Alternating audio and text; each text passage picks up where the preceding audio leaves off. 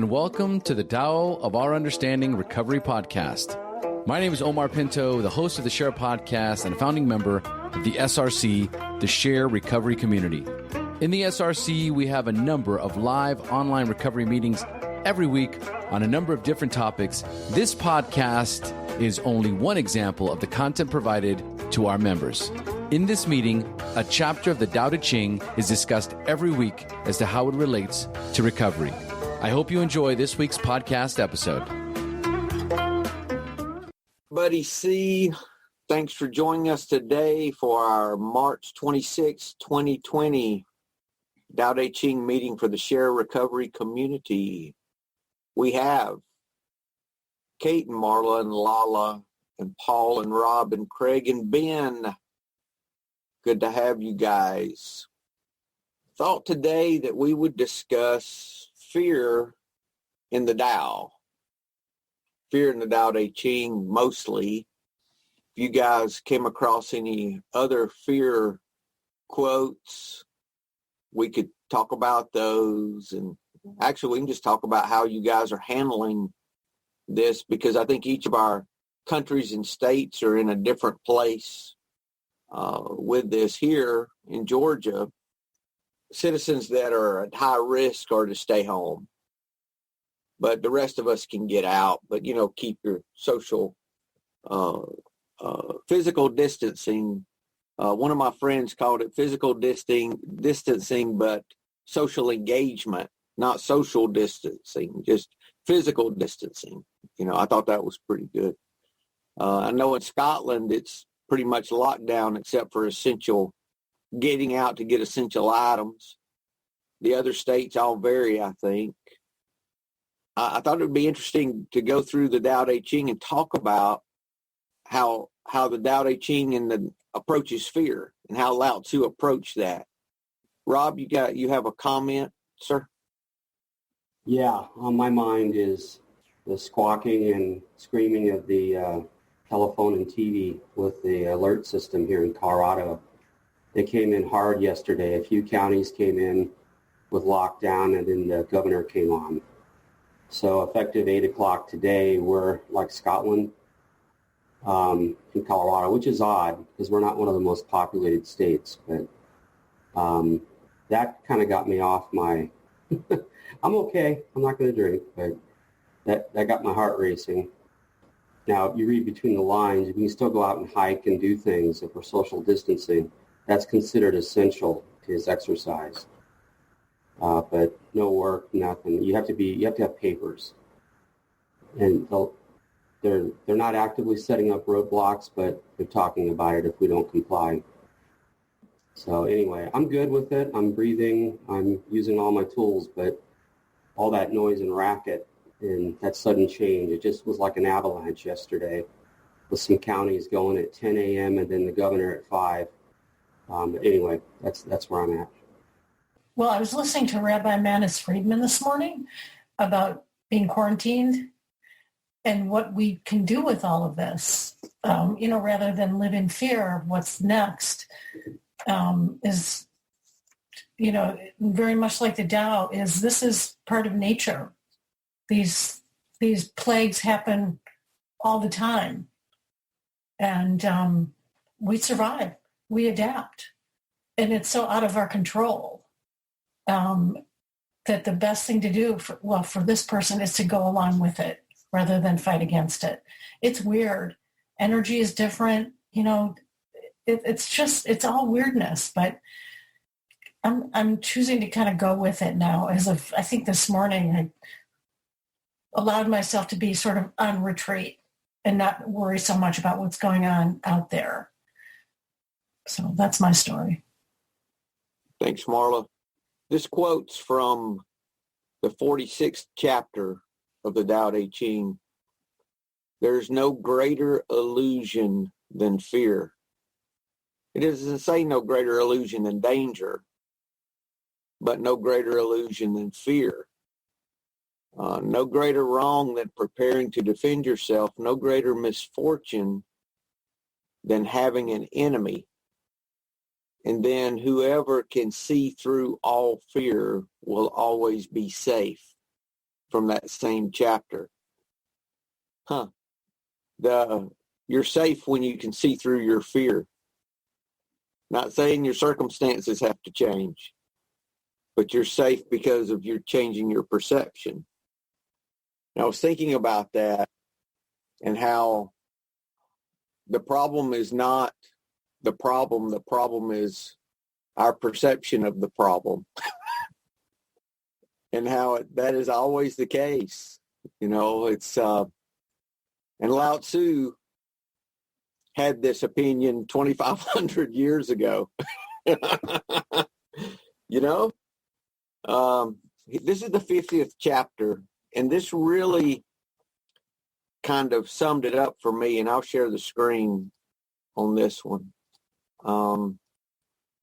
The master gives himself up to whatever the moment brings. He knows that he is going to die, and he has nothing left to hold on to. No illusions in his mind. No resistances in his body. He doesn't think about his actions. They flow from the core of his being. He holds nothing back from life. Therefore, hold on, let me get whoever. Oh, that's Bonnie. Hey, Bonnie, I'll mute you. They flow from the core of his being. He holds nothing back from life. Therefore, he's ready for death as a man's ready for sleep after a good day's work. He gives himself up to whatever the moment brings. Is that not a great approach to everything, Craig? Yeah, I kind of like that, because where I'm at the moment, we're not allowed to go out. We can go out for essential items. We can go to the store. We can go out for exercise. What I'm enjoying about it is I'm not working. I've got some income coming in. But what I like about that is I don't have the distractions of my everyday professional life coming into play. All my Taekwondo sessions, they've been closed down. My work's been closed down. I can't go out. So the only thing I can do is look at exactly what's in front of me right now. There's no distractions. There's no external influences going on. And really the only thing I can concentrate on is what's coming right now in front of me. So I enjoy it. It's a great opportunity for you. I mean, it's an incredible opportunity that we have. I've noticed how in the recovery community, we were talking about this before we started, how everyone's stepping up with all these Zoom meetings everywhere. And I'll try to put some links in the episode notes. So if anyone needs any meetings out there, they can find them. Yeah. I've always spoken to my home group about the way that I do most of my recovery, which is online through Zoom, through the SRC, and through the different Facebook groups I'm on. And we use Zoom a lot. And a lot of people have been quite against it, saying, no, this, you should really be sat down with people. You should be sat down face to face with your sponsor, doing this, that, and other. Do you know what? This is the way it's been for a long time. This is the way it's going to be.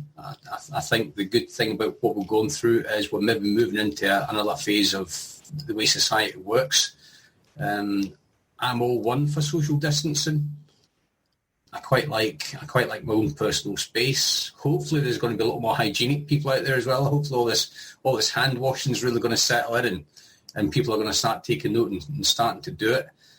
But what I'm enjoying at the moment is just concentrating not so much on my recovery, but being who I'm supposed to be. Not going out and being Craig the surveyor or Craig the Taekwondo guy.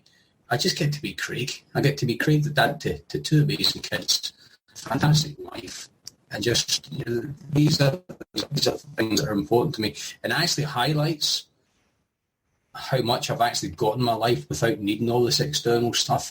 I don't need the money. The bank needs the money so that it can, so that it can pay my bills for me. Yes, I need some revenue to come in to make sure that I've got that to pay it. But I think if you're in a space that you're financially sober, you're doing what you're supposed to be doing, on a daily basis. These things kind of really take care of themselves. So it's one less thing that I really need to worry about. Whereas 3 years ago, when I just first came into recovery, I would be panicking. I'd be thinking to myself, what am I going to do now because I don't have a job? I'd be future projecting. I would forget about what I've actually got in my life, and that's, I have an abundance of love in my life, and I have an abundance of a support network in place. I have an abundance of finances that are going to see me through for a couple of months. I don't need to worry. But this is the thing, though, Craig. There are a lot of people that don't have that. Yeah, I know. But, yeah. What I'm trying to say is, there's no need to panic. There's no need to be fearful of what's going to happen at the end of next month, because I know I've got this coming in this month, and if we can bring it back to the moment and to today, today my power's not going to get cut off today. And I used to have to do this in business all the time. I went through a time in business years ago when, man, it was day to day. I was calling the bank every day at 2:00. I had a reminder on my phone. This is before I had what did they call them? A PDA? Was that what they were? Before smartphones.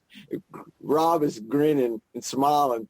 I think that's what they were called. I don't even remember, but I remember the lady's name at the bank, and I used to have to call Peggy every day to make sure I didn't have any account that was gonna bounce, and I had to move money and shuffle all the time.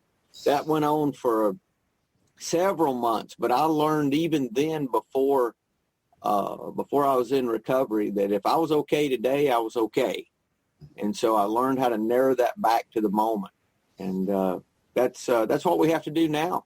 Yeah, if our needs are taken care of today. Go ahead, Craig. I'm sorry. Yeah, PBAs were before my time. I'm not as... I know. I've actually said to Callum, the next stage is that if the homework doesn't start getting done, then the internet starts getting cut down a little bit. Yeah. So. I've had to shift my attention sort of that way because I was getting all freaked out, like preparing for the worst and preparing, like in my head, preparing I was going to be doomed. Like something was going to happen, and I was getting all like overly stimulated, like I'm ready to fight. And then nothing was happening. Yeah. And so I've like really, really calmed down since then. And I'm just like, today I'm okay. Things are all right. Things are good. I mean, I don't know if they're good, but things are okay. And why can't they be good, Kate? I mean, things are actually pretty good for me right now. Yeah. I'm just moving along in my life. Things are not bad, and I don't know. I'm way calmer since I realized that I was all whacked out, thinking everything was going to be horrible, and focused on now instead of focusing on the future. Yeah, that's good, Kate. Thank you. We all need to hear that. We all need that. Paul? Yeah, I was pretty much in the same boat as Kate. Last Friday, I made the mistake of turning on the news for an extended period, and I was really freaking out. And since then, there's been some developments here in Wisconsin. They're not calling it lockdown. They're using the politically correct safe at home term, but which I find kind of funny. But but that's just to not have people freak out. And I think this whole thing is a classic case for. It's very interesting for me to watch because seeing how everybody else is dealing with this fear and uncertainty, I think this is going to be a good lesson for a lot of us. Now, the great thing about us in recovery is we have the tools already to deal with these things. But the general public, I think it's going to get a real good lesson in how to deal with this stuff. And I had to do some major letting go over the weekend. Saturday and Sunday, I just spent the day. I kind of wallowed in my fear for a while because that's how I deal with it. I let it sit for a while, and then I just let it go. And boy, I'll tell you, Saturday night I slept like a baby. I mean, I just had no more anxiety. It all left. And I've been listening to the Hawkins Letting Go book again for the third time, and that's really, really helped me out this week. And I just, even with the new orders that went in place, they just went in place yesterday here in Wisconsin. And gee, you know what? The sun still came up. The birds are still singing. I can still go for my walks. I can still come into the office just to do some, I have some auxiliary things. We have some caregivers in the building here. And I also do some security for the building. So I'm still able to come in. But, and there's just two of us in the office here. So there's no problem with the social distancing or any of that. But they are, not letting people get together in groups and that sort of thing as well, which is good, So again, this is nothing that we can't get through. And I'm just so grateful that I have the tools to deal with it. And like I said, it'll be interesting to see how the rest of the public deals with it in the coming weeks. Thank you, Paul. That's good. Thanks, sir. Rob. Yeah, it's strange. When all the squawking and noise was going on yesterday with the counties and city counties and then the governor, nothing changed at my house. I mean, there was really no change. I had as much toilet paper. I might have been down a half roll.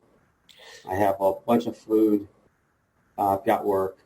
Nothing changed for me personally or anybody. So, I have to go back to the tools and try to figure out what this fear is coming from, because it all comes back to fear. It's fear of love. And so I'm like, I think what it is I've got a son in Salt Lake that was sent out there for work, and they found one of the guys he was working with's daughter is tested positive, so they shut down the job site. So I think in my head, what I'm really worried about is my son getting home, roadblocks, or they're going to be road. So I just all future cast to build this whole straw house of stress that I don't need to, when at the end of the day, I don't have any control over any of this. I mean, I know I could probably, a sponsee, I could tell them what to do, right? But, all that noise and squawking, and I made the mistake, Paul, of listening to KOA, our big powerhouse radio station, and they pay these guys they don't know what they're talking about. This is all new, right? I was listening to Brene Brown's new podcast. She's got 3 episodes out, and one of her snippets was, "We're making this up. Give everybody a break. We don't have a game plan for this. So you do what you got to do. Wash your hands. Do what you got to do personally." And so I'm not through that whole at peace with it yet. I'm going to have to probably chew on it a couple days, like Paul did last weekend. But, at the end of the day, I'm good.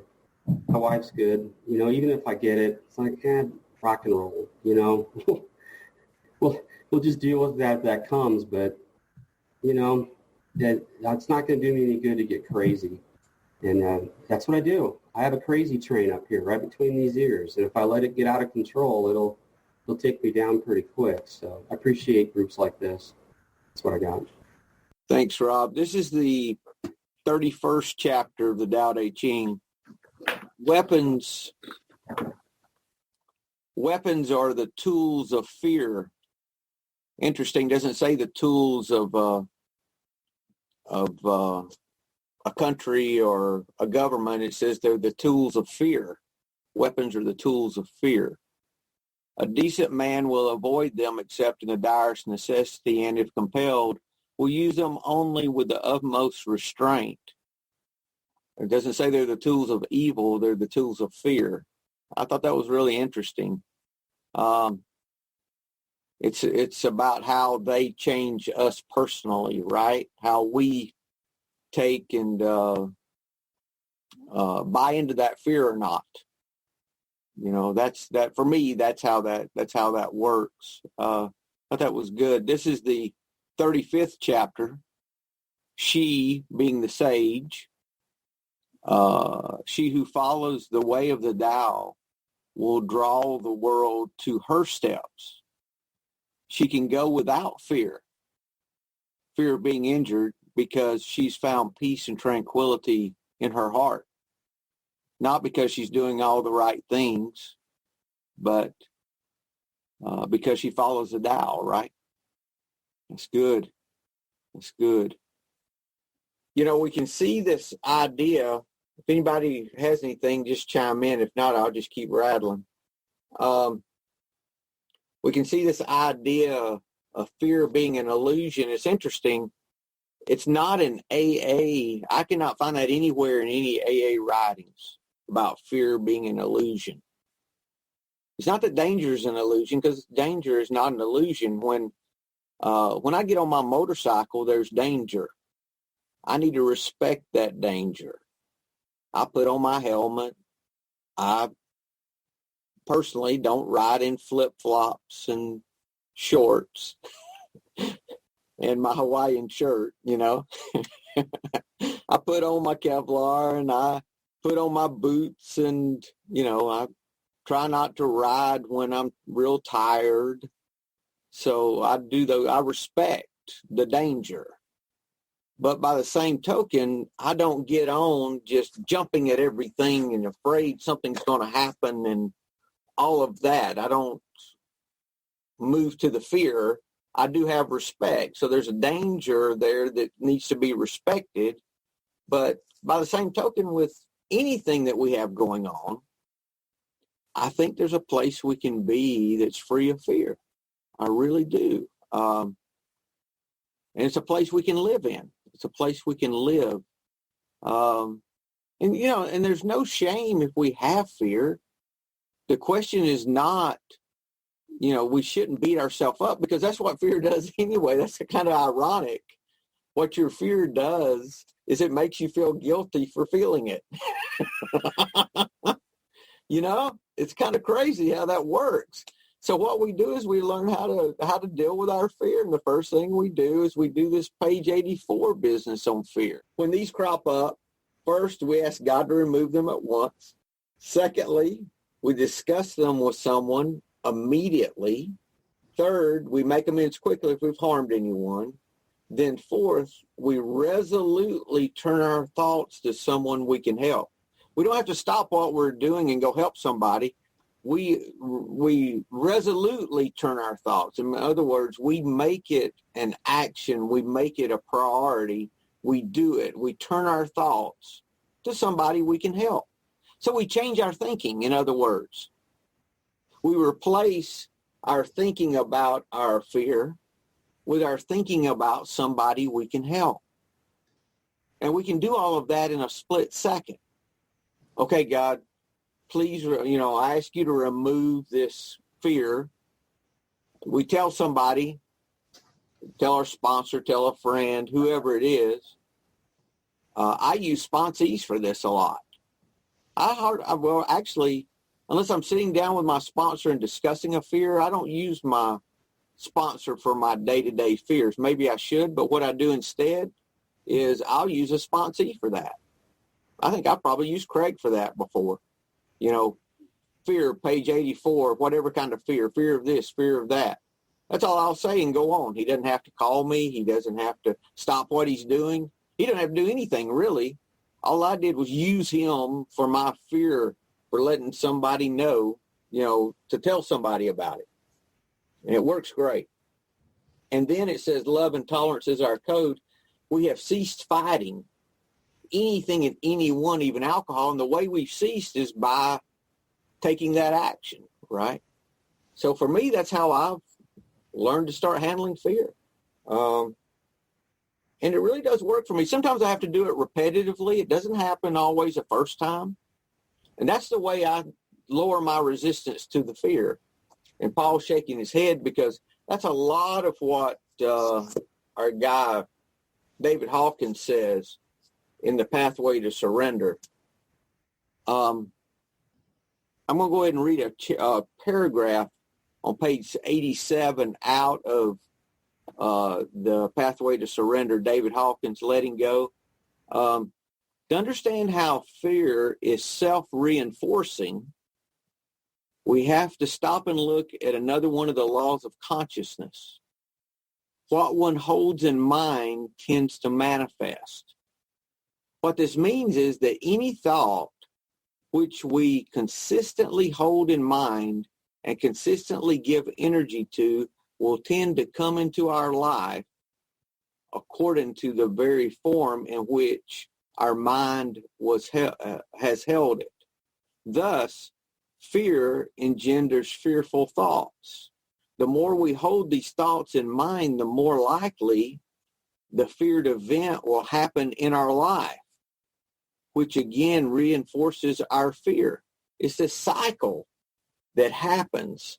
If we sit, it's kind of like, I got a friend of mine in recovery.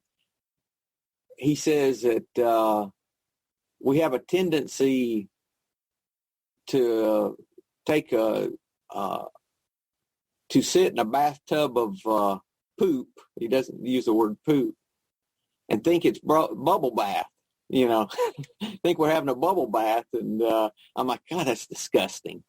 But it really does. That's what we do a lot of times. We just sit in it. We sit in this fear. We sit in these resentments. We sit in this and just let it go on. And before long, it has consumed us instead of using the tools we've learned, like Paul was talking about. Yeah, you can literally make yourself sick. You can physically make yourself ill by letting those thoughts, like you said, buddy, just stew.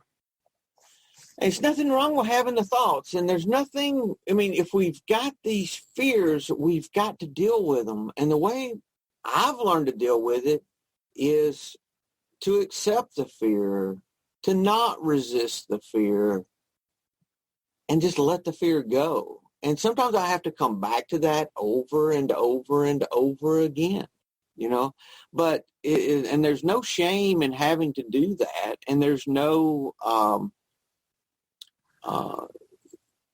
there's nothing wrong with that. It's just a fact that we have to take action. We have to take action.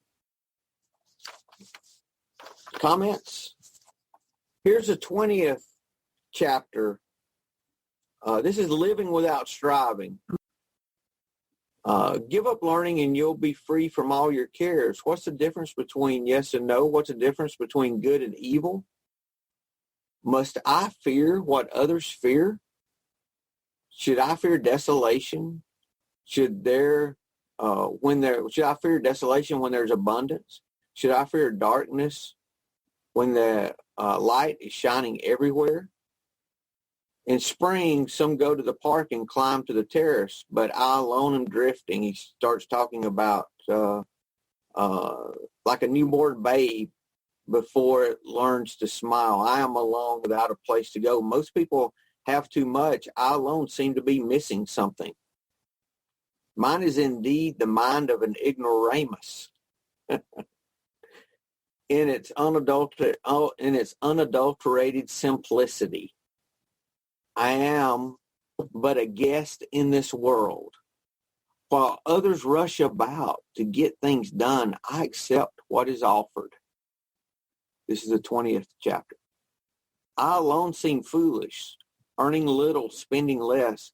Other people strive for fame. I avoid the limelight, preferring to be left alone. Indeed, I am like an idiot. No mind, no worries.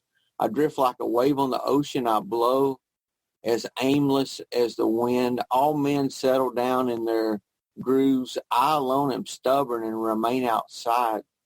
But wherein am I most different from others is in knowing to take such sustenance from the great mother. In other words, he's talking about how everyone else is just push, and doing all their thing. And he's saying, I know I am different in all these different ways, but the way I'm the most different is I know where my source is. I know this comes from this power greater than myself. And I kind of feel that way when I see the news. Even my friends and my sponsor's never going to listen to this, but even talking to my sponsor about this yesterday, he was so caught up in all, the fear other people were having, and I said, but God takes care of us. Isn't God going to take care of them too? Well, yeah, but I said, yeah, but the rent's not due yet. They're not getting kicked out today. They did a moratorium on evictions for that reason. I said, it's not perfect, but today they've got what they need, don't they? Yeah. I said, okay, let's bring it back to today. None of us work this thing perfectly. Nobody. I don't work this thing perfectly. Nobody does. But if I can keep it in the moment, that is so much of what I've learned through the Tao and through learning that, back to that idea in the Tao where everything has its season. Every relationship, every job, every problem, every success, every fail, everything has its season. So I just need to know and be confident that as the season goes, there's going to be another. And I'm going to be taken care of. And if I doubt that that's going to happen, I doubt that I'm going to be taken care of, gratitude is a great way for me to see how I've been taken care of in the past and I'm going to be taken care of in the future. Craig, you had your hand up first, I think. Go ahead. Yeah, sorry, just the part you were talking about, talking to your sponsor about just him worrying about everything else. I was out on my walk this morning and I was listening to my Bible app, and Isaiah 8 came up, and it's talking, it says, just to quote it, it says, God spoke strongly to me, grabbed me with both hands and warned me not to go along with these people. He said, don't be like these people, always afraid someone is plotting against them. Don't fear what they fear. Don't take on their worries. So that kind of relates to what I'm doing at the moment. I've switched off all social media to do with what's going on in the world. I've switched off the news. The only updates and alerts I get are from the First Minister of Scotland, Nicola Sturgeon. That's because she's the one that knows what's going on at the moment. So I'm not listening to the fear-mongering. I'm not listening to third-hand news. She's actually came out and says, on one of her questions and answers, somebody was asking her a question. She says, I've not seen that report, so I'm not answering it. I'm not speculating on anything. I'm just going to tell you the facts as they are.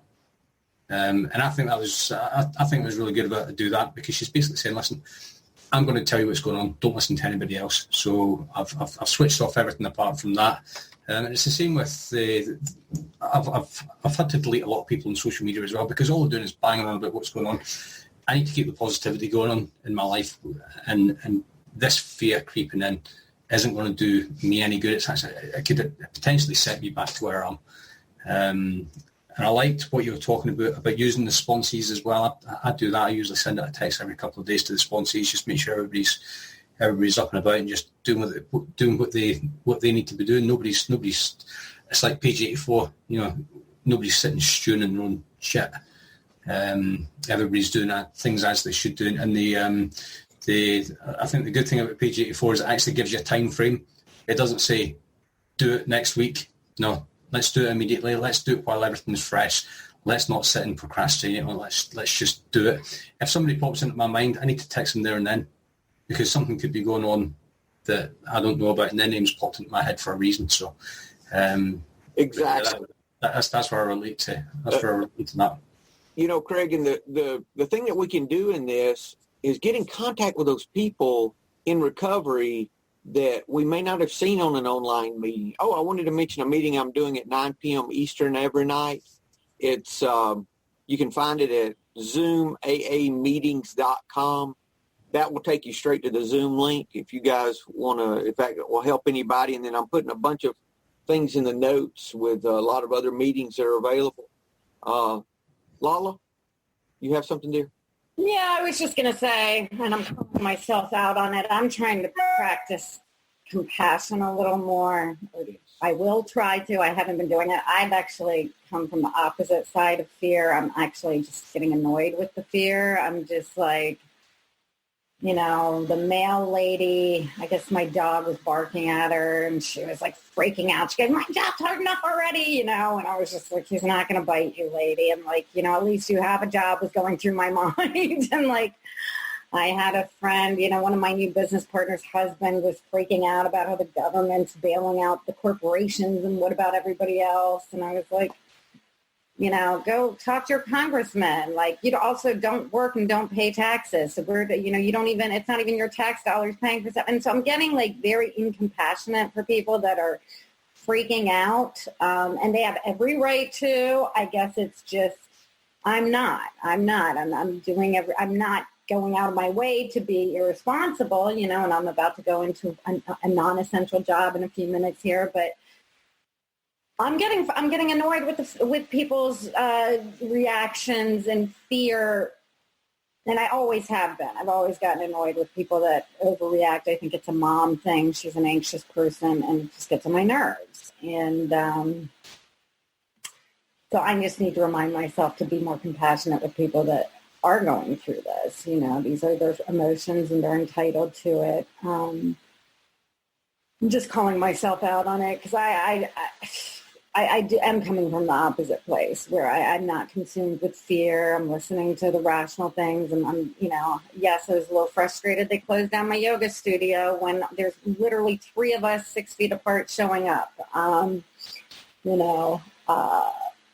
But yeah, it's reminding me that I need to practice compassion for people that are in situations where they're in financial dire straits. I mean, I'm getting calls at the tax office about how did they get their $1,200? How did they get their $1,200? Blah, blah, blah. I'm like, this isn't even a tax question. And, it's the middle of tax season. You're overwhelming us with your fear, So I'm just, as I go into work, I just need to put on that shield of having more compassion for people that don't have a way to pay their rent and that are future worrying and that aren't living in the moment and are getting consumed with fear because it's every right for them to do that. And I'm going to try not to be annoyed with it today. It is, Lala, and this is just an opportunity for all of us to grow. Yes. Wherever we're at in this thing. And this is one of my personal defects is frustration with people that don't think like me, like not coming from their side of view. It's a huge personal defect in mine. Getting annoyed with people that are like, really, why do you care about that? So it's a place for me to grow. Yeah. And if you're in fear, you're already so sensitive that it's like the animal you're trying to help that starts attacking you, Yeah. It's almost that same kind of thing. I found people attacking me, and I thought, why are they attacking me? Because I only want the best for them. Yeah. And it started hurting my feelings. And I was like, wait a minute, why am I getting attacked? And then I realized, they're really attacking themselves. Yeah. Because they're just frustrated and they're aggravated and I can't take this personally. And then I started seeing it, and it's still difficult. It is. I mean, this girl's husband, I asked him 3 times to quit the conversation about the government. I said, first of all, I've been talking about this all day with my sister. I've already reached my limit. And he just kept attacking and attacking and attacking.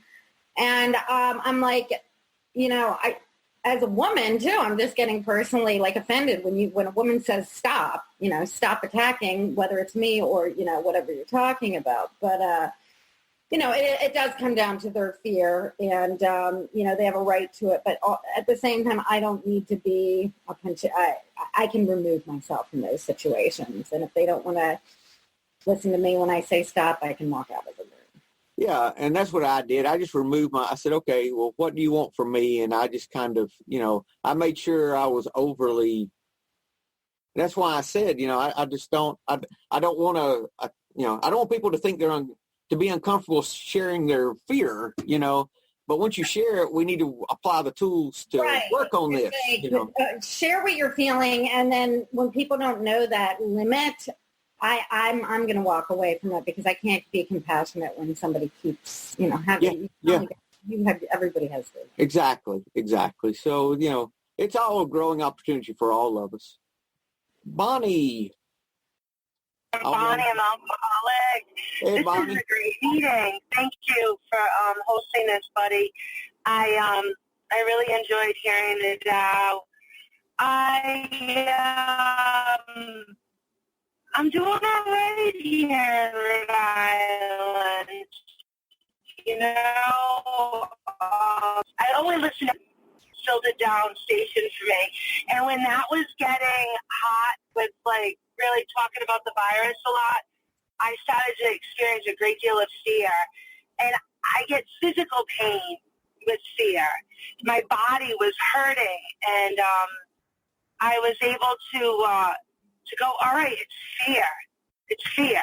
And I had to sit with it for a few days, and just kind of, like you were talking about, someone around here says it's a barrel of shit. But yeah, I had to sit with it. And then I knew what I had to do. I pulled out the acceptance prayer and just started reading the acceptance prayer. And then, it started to just, acceptance had to come in. Like, it's not like a drug, that book, and it's not instant. It takes a little bit of time and continual practice for me to accept. I knew I was going to have to close my business, and I knew I was going to not have an income, and I knew I was going into uncertainty. But I knew that that my faith of what I went through in Alcoholics Anonymous when I got sober, I knew that if I keep doing this, that I will feel better. And I also knew that if I look for the miracles, that I will get better. And I've been able to do that. The first thing I needed to do is get a new routine, and I had to sit down with somebody else and write out my new schedule. And I feel so much better having the new schedule. And this is going to be part of my new schedule. What a gift, right? Ooh. Now I get to work on the Tao. Like, I haven't had time because I've been too busy working, What a gift that my yoga studio and all that's closed because my 23-year-old daughter and I have been doing yoga together. What a gift. So, rejection's God's protection leading me in a different direction. So I'm looking and focusing on the gifts. And I'm really trying to get out of the business of, I did not go to medical school to fix the COVID virus. I went and became a bartender. So I can't even get involved in these conceptual things that are over my head. But I can wash my hands. I can avoid public places I don't need to be in. And I can be as calm as possible to be the channel of peace for all the other people that I see. Everybody else that isn't in recovery, that life is better because I am. Thanks, Bonnie. That's good, dear. I didn't know if I was still there. Yeah. Thank you, dear. That's great. Good to have you. Thanks. I was thinking I want to mention a couple of books before I forget, a couple more books. Love is Letting Go of Fear, Gerald Jampowski. That's based on A Course in Miracles. And this fear being an illusion, and it's either fear or love, is all Course in Miracles. And it's incredible how much that is brought into my recovery. Love is Letting Go of Fear, real simple little book. Then a book by Thich Nhat Hanh called Fear. That's really good, too. It goes into all the Buddhist side of how to handle that. It's Thich Nhat Hanh, and it's just Fear is the name of the book. Those are two really good ones. And then, of course, the Love is Letting Go of Fear book, A Pathway to Surrender, rather, Letting Go, David Hawkins. I've got something else. I'm going to keep talking. If you guys have something, interrupt me. This is Daily Reflections from May 9th on walking through fear. And I'm not going to read the whole thing. I just want to read the example of what God did for this person, their little testimony, and this is May 9th. During the first 3 years of sobriety, I had a fear of entering an elevator alone. I have a hard time not tearing up reading this. This is so powerful. Every time I read it. And there's no other daily reflection that does this to me. One day I decided to walk through this fear. I asked for God's help entering the elevator. And there in the corner was a lady crying. She said that since her husband had died, she was deathly afraid of elevators. I forgot my fear and comforted her. This spiritual experience helped me to see how willingness was the key to working through the rest of the 12 steps to recovery. God helps those who help themselves. This person was I'm going to say it's a lady. This lady was willing to, she was, hold on a second for me. She was willing to confront her fear. And what did God do for her? In her willingness to confront her fear, God put someone right in front of her to help. So God didn't take her fear away. God gave her someone to help with their fear. So for me, that seems to be the way it works. And her only part in this was being willing, doing what she knew to do, and willing to go to any lengths for her fear, just like she did with alcohol. And the same thing. And God put someone in front of her for her to help. And so she forgot about her fear. So really it does go from God help me it moves from God help me to God, who can I help? Every time. That's good. Thought of a couple of Bible quotes. There's no fear in love from 1 John. And perfect love drives out fear from 2 Timothy. So this whole idea that love is the antidote, the correction for fear, is really strong in everything, that I read. I have a few more Tao quotes, but, they're saying the same thing. This idea that we become a giver, we could become a path to help. This is Marla, I haven't heard from you today. You good? Yeah.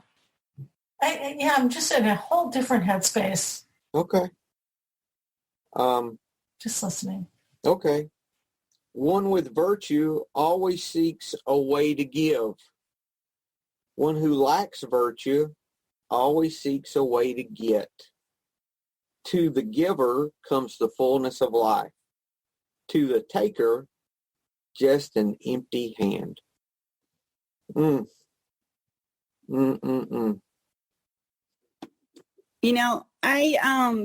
morning, everybody.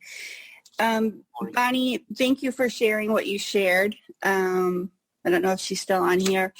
I'm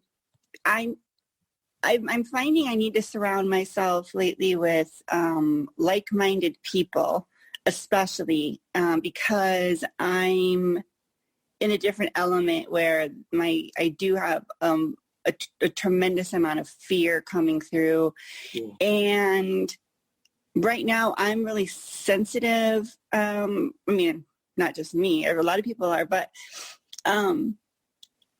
I feel like I have to go through those feelings, and it's hard for me to do that when, I know that everyone is acting out of fear right now, and there are few that are acting out of love, and I have to purposely seek them, instead of just scrolling Facebook or taking whatever comes my way. I'm finding myself visiting pages of people I trust at this time, more so than ever. My mentors, the people in the program, Eckhart Tolle. I've never followed him on Facebook. I don't know why, but it's kind of like I have to pull out the big guns and rely on the people that I've been reading all these years to help me right now, because I'm so out of my comfort zone. And I need to come to these meetings. I was so bummed I overslept last week because I don't remember, it was a different meeting, but I need to be around like-minded people, because I feel that I can't be afraid right now in certain groups or certain lights, in mixed company. Even in my AA, in my home group, we've had a lot of discord about should we meet? Are we essential? Everyone's saying, no, we can't meet. We're in Illinois, so we're only supposed to be doing essential things. And so it's like people aren't allowing other people to have their fear because they're afraid. So they want to shut that down. Like, don't be afraid, because then I should be afraid, or I don't know, whatever that their issue was. And mine too. I need to let them not be afraid. It's hard it's that control in me, because it's really bringing it out. And when I have resentments towards people, when I hear them say, nothing's changed for me, you know, I'm enjoying my time at home, I'm this and that, because we have 80 employees and we have to stay open. And my husband has to, talk to those employees every day, all 80 of them. And even though my children and I are home, he comes home with 80 people's potential virus. And that's really scary to me. My husband suffered severe asthma when he was young. Anytime he gets a cold, it goes right to his chest and he's in a lot of pain. So that makes me really scared.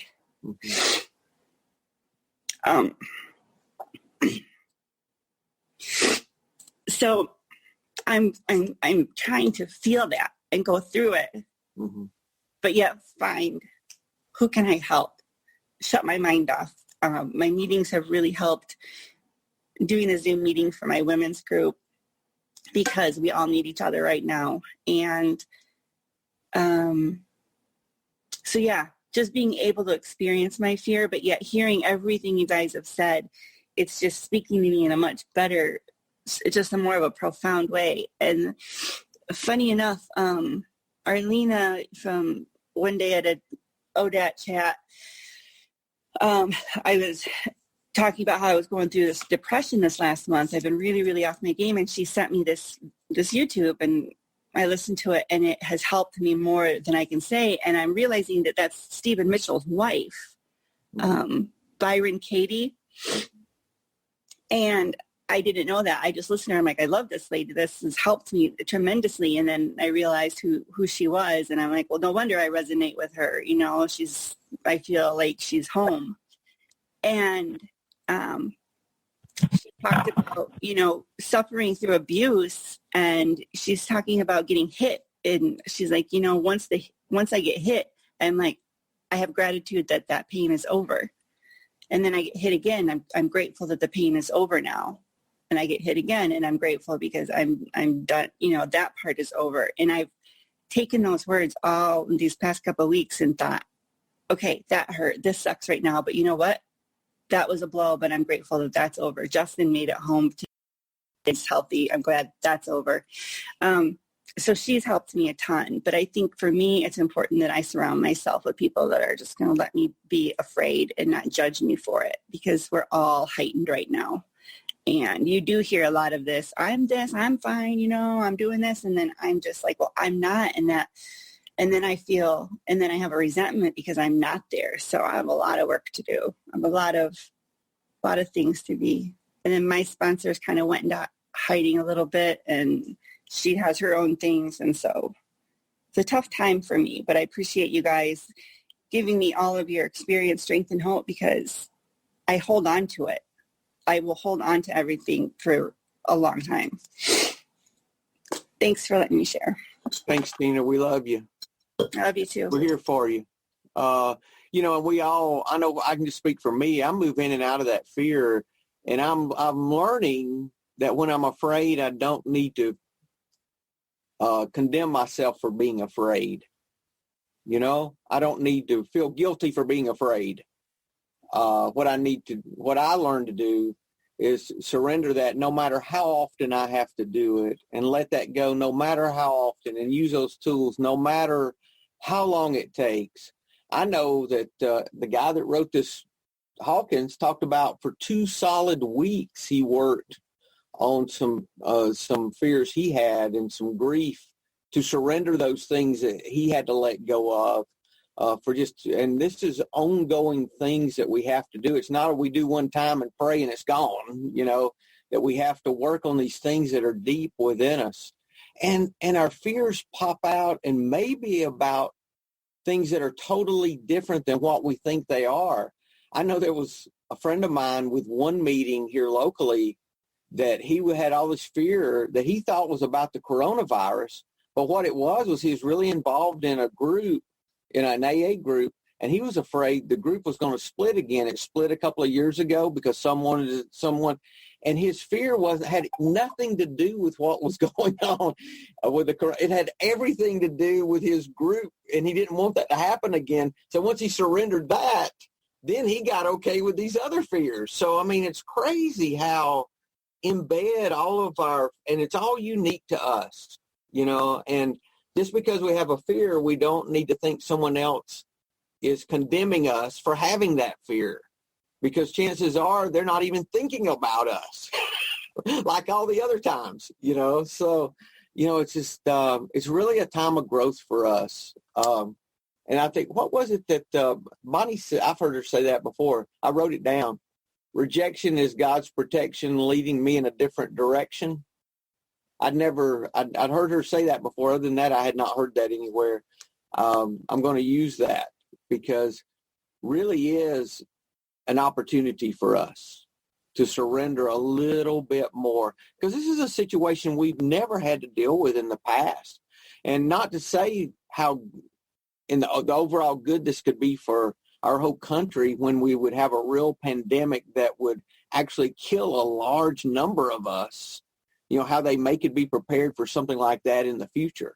So there could be some real positives to come out of this overall if, we can look at it that way. We can look at it all different ways. But bottom line, I can't rationalize my way out of my fear. I can't do it no matter how good I get at rationalizing.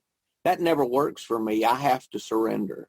I have to let go. I have to use gratitude and the other tools that I use. And I have to go help somebody. Or really, I have to be willing to help somebody is all I have to do. And if I'm willing, then somebody will show themselves. It's always that way. It's always that simple. So it's who can I love? How can I get love into the situation? How can I let go? How can I accept? All back to who can I help? Just being available. That was good, guys.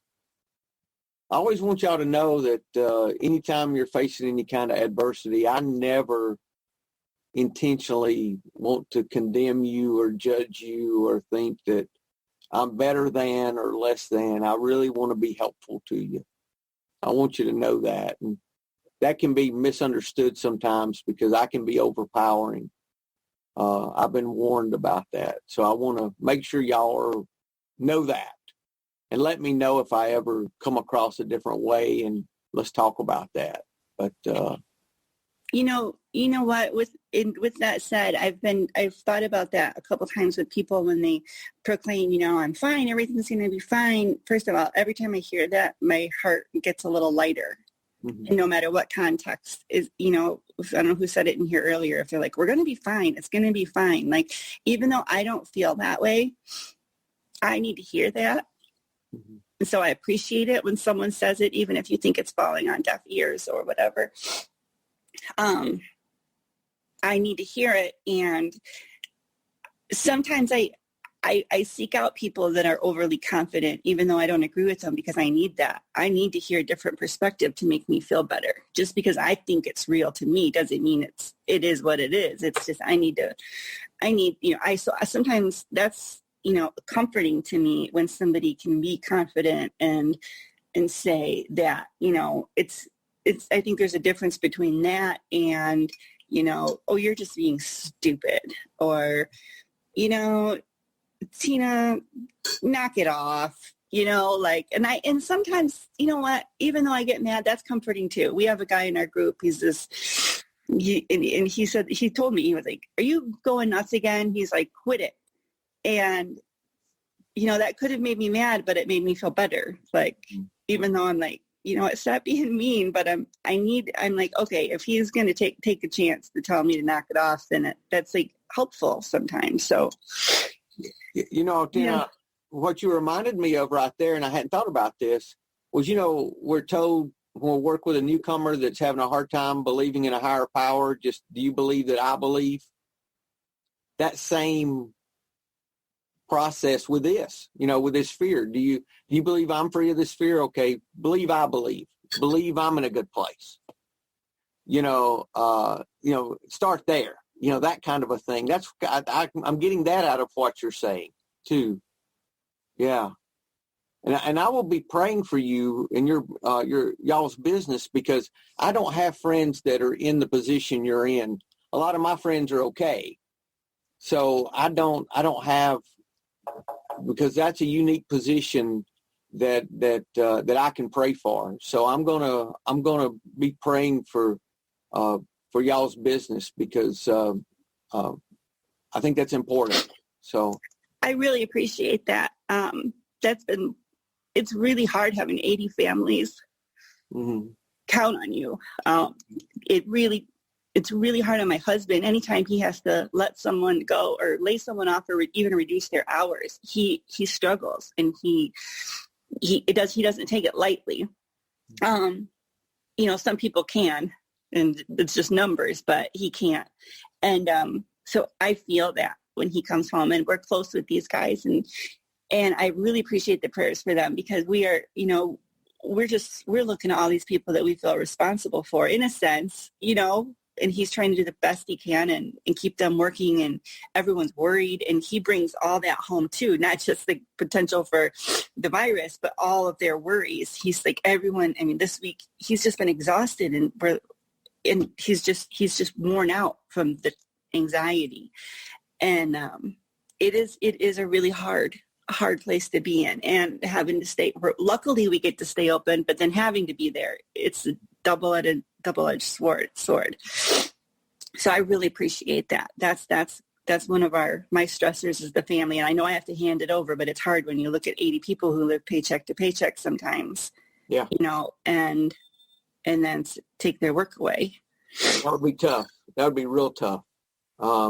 Yeah, we'll be praying for you, Tina, because that's a unique, difficult place to be. That's a difficult place. That's a lot to let go of.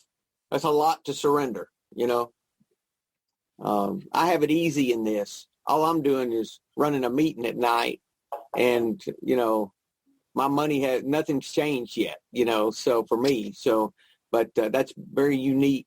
I'm in good shape, but I could see how that could be a lot more to have to let go of. So we'll be praying for you. The last thing I want to say is, when you said that you're free to do this, you're free to be here for how many people? Look at all these people. You've been talking about this for the last couple of months, about not working and not bringing in income, but that's why. Who would have thought that this has lined you up to help? The 30, 40 people that started coming to those meetings, and then we got these new people here that I love seeing. And the same goes for everyone in this group, is that we have the opportunity to have a program and to be able to talk to people who don't have a program. And I do recognize that. And I'm tired of being strong all the time. So I love these meetings that I can be myself. But we've been training for this forever. And I think right now our society kind of needs, I said something to my girlfriend. I said, when you're living in the past, when you have one leg in tomorrow and one leg in yesterday, you're pissing on today.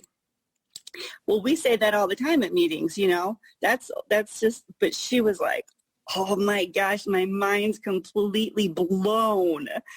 And I said something to my husband last night, we always say in the meetings, and he's like, what? I've never heard that. He's like, that's perfect, and it's like, now's our opportunity to share our experience, strength, and hope. So with that said, that's why I think you're here. That's why you are doing what you're doing. Someone complimented the other day, said, gosh, all the things you've learned, you're right in that place to help with this and this, because I've been helping set up Zoom for people. And, we had 65 people in our meeting last night, and it just keeps growing. And I'm like, and everybody said, I'm so grateful this meeting was here. I haven't had a meeting. And I'm like, so God, all these things that we learn, I know this, that all these things that we learn in our experiences prepares for what's coming next, whatever that is. And we never know what that's going to be, So it's just incredible if we just stay in this flow, that what God can do with us, And it's still the same thing. We just have to be willing. All the rest of it's not up to us. We're going to have Gigi Langer tell her story and speak Saturday night in the meeting. And I was listening to her story, and she talked about, she was getting complimented about something, said, well, that's God's fault. That was her line, and I'm like, I've never heard that. That's good. That's God's fault. I can blame God for that. And that's the way I'm starting to learn about everything. I just got to blame God for it, because it's God's fault. It's not mine. It's God's, good or bad, good or bad, as we perceive it. So that's good. Thanks, guys. Anything else before we close? Are you good, Tina? Yes, thank you. You know you can reach out anytime, right? Yeah, Okay. I know. And I Open forget door. until I'm here, and then I remember. Open door. So Thank you. all right. Well, y'all have a great week, and if y'all need anything, let me know. Okay. Okay, bye. Hello, this is Buddy C. I wanted to make you aware of several recovery-related resources that I've posted in the episode description. These resources include a list of recovery podcasts, a free sober meditation app, daily recovery email, shared Google recovery calendars, and how to join the SRC and attend this meeting live. Hope you put some of these resources to use and have a great week.